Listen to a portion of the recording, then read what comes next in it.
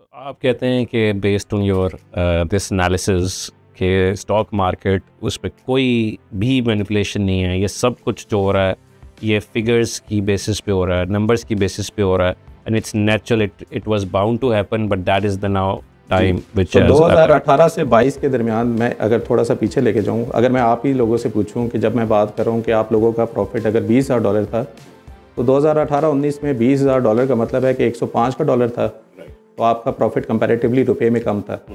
फिर 145 का डॉलर गया, फॉर एग्जांपल आपका 20 से $40,000 हो गया, तो अब आपको डबल जंप मिली, डॉलर की जंप और आपके प्रॉफिटेबिलिटी की जंप।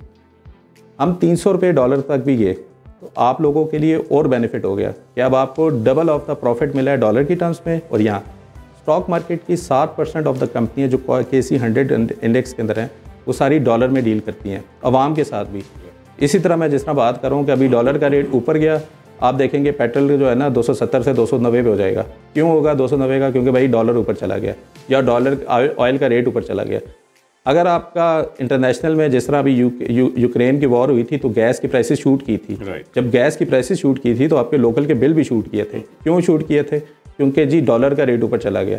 तो हम जो रुपए में कंपनियां ले रही हैं पीछे डीलिंग डॉलर में ही है। तो जब डॉलर में आपकी अर्निंग बढ़ गई है, आपका PSO का जो रेवेन्यू है वो बिलियंस में होता था, ट्रिलियंस में हो गया। ठीक है, प्रॉफिटेबिलिटी ऑब्वियसली उसका दूसरी चीज़ है, लेकिन आइडिया ये है कि जब कंपनीज ही डॉलर में डील कर रही हैं, आपने रुपए में देना है, तो आप अपने आप को इसीलिए देखते हैं कि यार मेरा बिल इतना हो गया। लेकिन जिस कंपनी को आप पैसे दे रहे हैं ये पब्लिक लिस्टेड कंपनीज हैं।